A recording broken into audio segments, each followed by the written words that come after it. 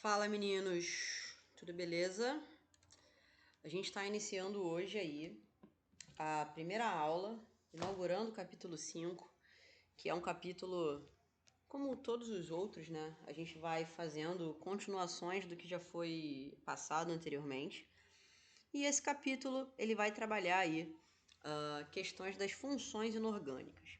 Só que antes da gente entender mais profundamente as funções inorgânicas, é muito importante que nós entendamos o que vem a ser aí o número de oxidação, carinhosamente chamado aí de NOx, tá?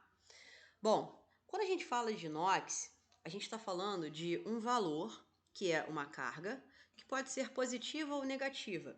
E carga, a gente já viu inúmeras vezes, né, nos tópicos anteriores. É aquela coisa de cátion perde elétron, ânion ganha elétron. É a mesma coisa que a gente viu anteriormente, só que agora com uma nova utilização, tá?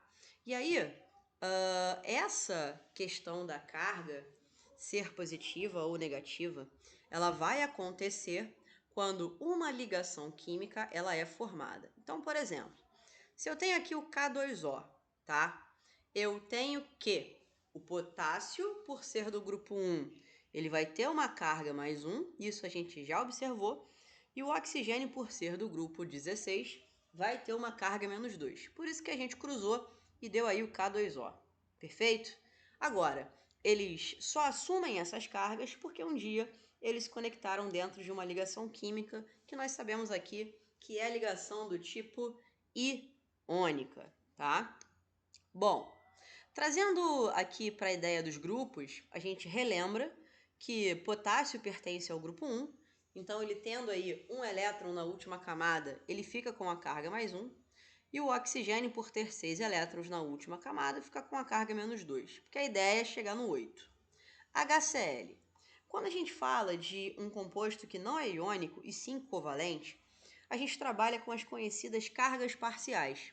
E aí, para a gente definir uma carga, a gente depende aí da variação de eletronegatividade que cada um vai possuir. Quem tem mais eletronegatividade tem uma setinha sendo puxada para si, e no caso, o número de setas ele equivale ao número da carga.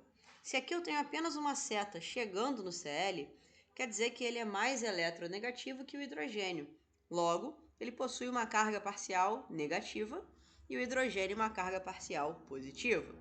E aí, se a gente trouxer aqui para a ideia de valores positivos e negativos, a gente tem que o cloro é menos 1, só chegou uma setinha nele, e o hidrogênio vai ser mais 1, porque saiu uma setinha dele. Fechou? Exemplo clássico que a gente sempre coloca aí do CO2. Repara que agora eu tenho duas ligações, e o fato de ter duas ligações indica que o número de setas vai ser 2. A gente observa agora cada um separadamente para ver quem sai e quem chega. No caso, a gente tem o oxigênio sendo mais eletronegativo que o carbono. Logo, duas setinhas chegam nele, então a carga dele é menos 2. Eu tenho duas setas aí chegando no outro oxigênio, logo a carga parcial desse outro oxigênio, obviamente, também vai ser menos 2. No caso do carbono, que está colocado entre duas cargas, aliás, entre dois grupos de ligação, duas duplas acontecendo entre eles, repara que 4 setas saem dele, então a carga dele vai ser positiva, 4 vezes aparecendo, por isso mais 4. Fechou? E aí, a gente, para saber calcular NOx, a gente observa quem tem NOx fixo e a partir dos NOx fixos a gente trabalha os NOx variáveis. Então, para a gente saber a questão do NOx, vamos trabalhar com os elementos em seus grupos e com a carga correspondente. Em termos de entender por que mais 1, por que menos 2, a gente já entendeu. Na aula de ligações, a gente percebeu que a ideia é completar 8 elétrons na última camada, tá? Então isso aí já está resolvido para a gente. Então eu vou colocar aqui alguns grupos junto com alguns elementos que formam umas exceções e a gente vai ter que gravar essa tabelinha. Na real, gravar não, né? A gente já sabe ela, só acrescentar aí o que falta. Então, vamos lá. Grupos 1, grupo 2, eles vão ter a carga mais 1 e mais 2, como a gente já viu, mas eu acrescento aí ao grupo 1 a prata, acrescento ao grupo 2 zinco e cádmio. Então, grupo 2, zinco e cádmio, mais 2. Alumínio e bismuto, que é o grupo 13, mais 3. Aí a gente tem os grupos 15, 16 e 17, que as cargas serão, para chegar no 8, menos 3, menos 2 e menos 1, em compostos que não têm oxigênio, porque se tiver oxigênio no composto, o oxigênio acaba sendo o mais eletronegativo, tornando os outros elementos dos grupos positivos. A gente vai ver isso daqui a pouquinho, tá? Hidrogênio vale mais 1 e o oxigênio geralmente vai valer menos 2. Então, como é que a gente calcula o NOx em uma reação ou em compostos? O que a gente precisa levar em consideração? Como é que a gente calcula isso? Primeiro, a gente precisa entender que o NOx de toda substância simples ele vai ser zero. Lembrando que substância simples é isso aí, ó. São compostos que possuem apenas um elemento químico presente. A carga de todo mundo aqui vai ser zero. Agora, uma coisa importante. Quando a gente tem um composto nulo, ou seja, sem uma carga do lado de fora dele, a gente tem que o somatório dessas cargas todas tem que ser zero.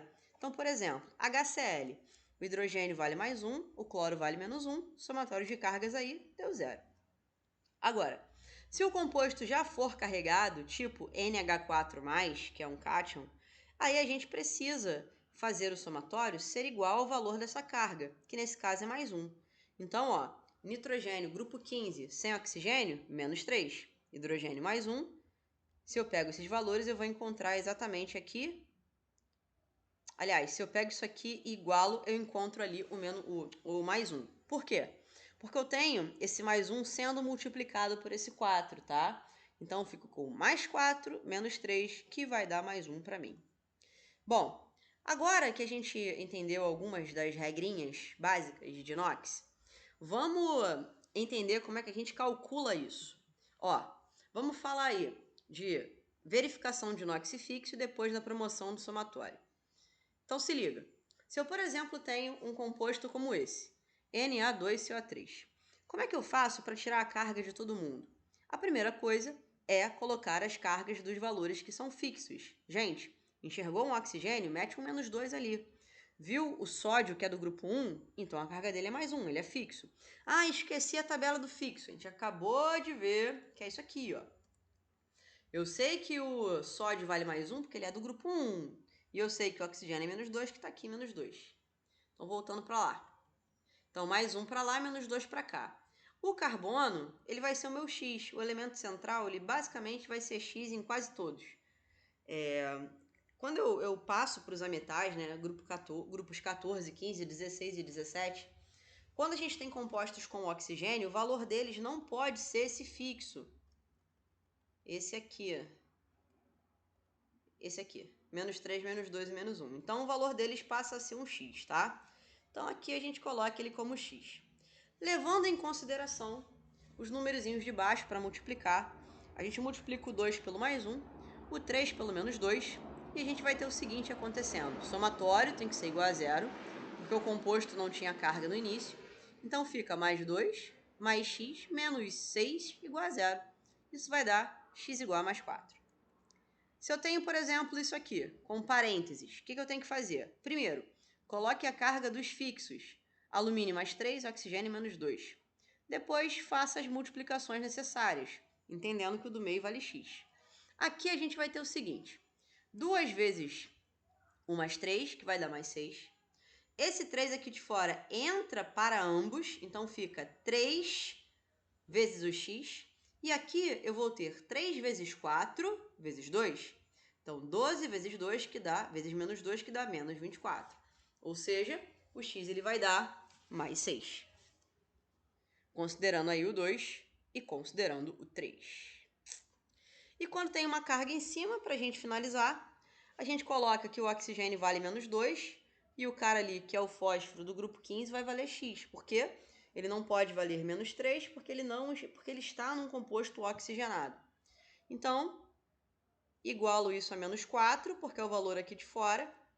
Considero o 2 e o 7.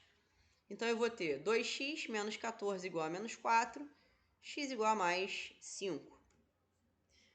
É isso, pessoal. Então, façam aí os exercícios de inox da página 27, né? O 15 e o 16, eles tratam dessa questão de número de oxidação. E qualquer dúvida, vocês tragam para a central. Um beijo e até semana que vem.